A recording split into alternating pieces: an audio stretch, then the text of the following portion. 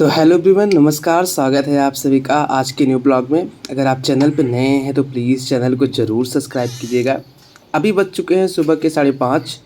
अब ये मेरे सपनों का घर मुझे सामने नहीं नज़र आ जाता है। इसको देखकर एक तरीके से मुझे थोड़ा सा मोटिवेशन मिलता है। और ये रहा मेरा प्यारा सा रूम, और यहाँ पे मेरे कई सारे टास्क हैं जिनको मैं धीरे धीरे कंप्लीट करने की कोशिश करूँगा। तो अभी निकलते हैं हम ग्राउंड के लिए। ये रही हमारी प्यारी साइकिल। तो आज मुझे कंटिन्यू ग्राउंड पे जाते हुए 8वां दिन हो गया। जिम और ग्राउंड में दोनों जा रहा हूँ, क्योंकि आदत लगभग मुझे 21 दिन तक कंटिन्यू इसे करना है। और ये मेरा खुद का टास्क है, और 21 दिन तक मैं इसे कंप्लीट करके ही रहूँगा, चाहे जो हो जाए। और हर किसी को मतलब अपनी सिचुएशन से लड़ना आना चाहिए, परिस्थितियाँ चाहे जैसी भी हो, लेकिन मुझे 21 दिन किसी भी हाल में यहाँ तक पहुँचना है। तो ये रहा हमारा जौनपुर, और जौनपुर शहर बहुत ही ज़्यादा अच्छा है। आपको हर 10 मीटर 20 मीटर पे एक हॉस्पिटल की फैसिलिटी यहाँ पे है, होटल भी है। अगर आप कभी भी जौनपुर वाजिदपुर तिराहे पे आएँ, अगर आपको रुकना हो या फिर इलाज के पर्पज़ से आएँ, तो आपको लॉट ऑफ यहाँ पे हॉस्पिटल मिल जाएंगे, अच्छे से अच्छे हॉस्पिटल। और लगभग मिला के देखेंगे तो हर 20 मीटर के रास्ते पे आपको एक हॉस्पिटल मिलेगा। तो आज हम जिम नहीं जाएंगे, आज हम रनिंग पे नहीं जाएंगे, आज हम सीधा चलेंगे जिम। रीज़न ये है कि जो हमारे कंपेनियन ने आज वो नहीं आए हैं, तो इसलिए हम थोड़ा सा उसको अवॉइड करते हैं।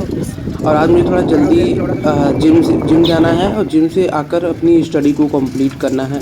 क्योंकि अगर ज़्यादा एक्सरसाइज कर लेते हैं तो एनर्जी लॉस हो जाती है और पढ़ाई में थोड़ा कम मन लगता है। ये रहा बस स्टॉप, पहुँच जाते हैं अपने हम जिम।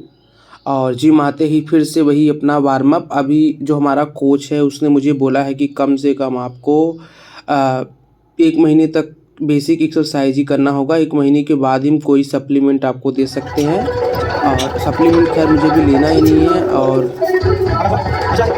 एक्सरसाइज में हर दिन नई नई चीज़ें सीखने को मिलती है, और आप देख सकते हैं कि आंसू मुझे बता रहा है कि किस तरीके से करना है। तो मैं उनको देख के फॉलो कर रहा हूँ, और इम्प्रूवमेंट धीरे धीरे होगा ही। मुझे नहीं लग रहा है कि मेरी बॉडी का वेट अभी कुछ कम हुआ है, लेकिन 1 महीने मुझे करना है। 1 महीने मुझे अच्छे से सारी चीज़ें करनी है। जिम करने नहीं आया भाई, एक मिनट के घर वाले से कहे जिम करने आए हैं, और हम लोग बैठ के जिम कर रहे हैं ना। और एनर्जी के लिए आप क्या बताया पीने के लिए? एनर्जी के लिए कीजिए आप। सही बता रहे हैं। अगर आप जिमर हैं, जिम कर रहे हैं, तो एनर्जी ड्रिंक बता रहे हैं। बताओ लेना पड़ेगा मेरा कार्ड। 12 बजे टाइम बताओ, टाइम कितने बजे पूरी क्लिनिक में विजिट करें? टाइम है रात 12 बजे से सुबह पुररिया 5 बजे तक। ये कौन तार क्लिनिक जो 12 बजे आधा था ग्लूकॉन-डी टीके मारते हैं पेट कम करने के लिए ना। ये हमको बताया था ग्लूकॉन-डी 2 दिन पिए जुकाम हो गया मुझे। रितेश तो फाइनली आज जिम का टाइम पीरियड ख़त्म होता है, और मुझे थोड़ा सा इनर कन्फ्लिक्ट है जिससे मैं थोड़ा परेशान था, क्योंकि कुछ चीज़ें हम किसी से कह नहीं सकते हैं। इधर आओ, इधर आओ, इधर आओ, इधर आओ।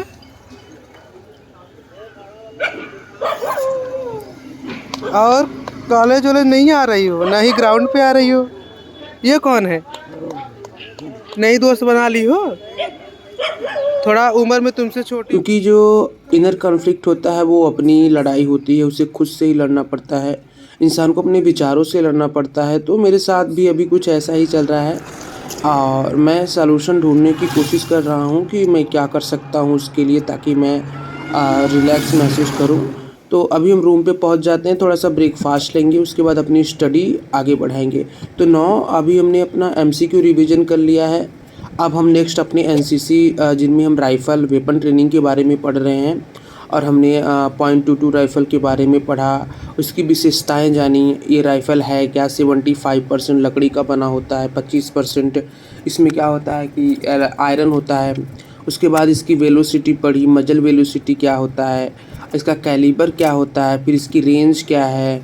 तो ये सारी चीज़ें मैंने गन के बारे में पढ़ ली। हाय, क्या आपको पता है मैं कल की बात बताता हूँ कि कल मैं सपने में गया हुआ था लगभग हड़प्पा सभ्यता से पहले अर्ली ह्यूमन पीरियड में। तो मैंने देखा कि एक आदिमानव पत्थर से कुछ बना रहा होता है और शायद क्योंकि गर्मी बहुत ज़्यादा थी तो पाषाण काल ही था। मैंने पूछा अंकल आप क्या कर रहे हो?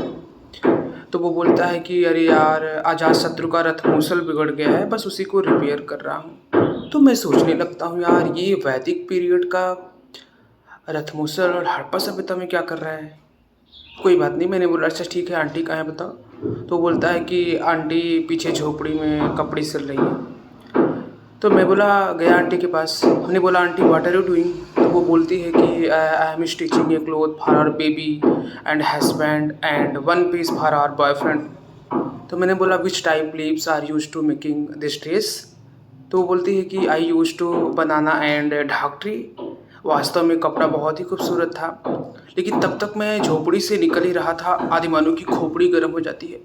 वो मुझे भाला फेंक के ऐसे मारता है और मैं एक पत्थर से टकराता हूँ और ज़मीन पे गिर जाता हूँ। और जब मेरी नींद खुलती है तो मैं अपने रूम में फर्श पे लेटा हुआ था। आई होप कि बच। फिर थोड़ा सा रेस्ट लेने के लिए हम अपने लाइब्रेरी के स्टे रूम में आ जाते हैं जहाँ पे न्यूज़पेपर है। थोड़ा सा झाँक लेते हैं क्या इसमें आई हैं खबरें। तो अभी मेरा लंच का टाइम हो गया, हम चलते हैं अपने रूम पे। और रूम पे जाने के बाद फिर हम बनाएंगे मैगी बनाने के बाद फिर से ये 2:20 पे हमारा लाइब्रेरी का टाइम पीरियड ख़त्म होता है। अब हम निकलते हैं अपने होम ट्यूशन के लिए। भीमराव अम्बेडकर की जयंती है। उन्होंने कहा था कि शिक्षा वो शेरनी का दूध है जो जितना पिएगा उतना दहाड़ेगा। तो क्यों नहीं पी रहे हैं आप उस दूध को? अरे उस दूध को पीने से आपका एग्जाम क्वालिफाई होगा, आप समाज के एक अच्छे स्तर पे नजर आएंगे और उनके विचार को अपनी ज़िंदगी में अप्लाई कीजिए। कितने सारे विचार उन्होंने दिए हैं। अरे कम से कम एक विचार को पढ़िए और उसे अपनी ज़िंदगी में अप्लाई कीजिए, क्योंकि जब तक विचार होते ही इसलिए हैं जो हमारे जीवन में परिवर्तन लाएं, तब जाके उनकी जयंती क्या होगी, सक्सेसफुल होगी। मैडम कहाँ पढ़ाई है? मैडम कहाँ पढ़ाई है? रोज ये पढ़ावत है बदल बदल बिस्कुटवा के दिए से आय भाई हो। चला ठीक है।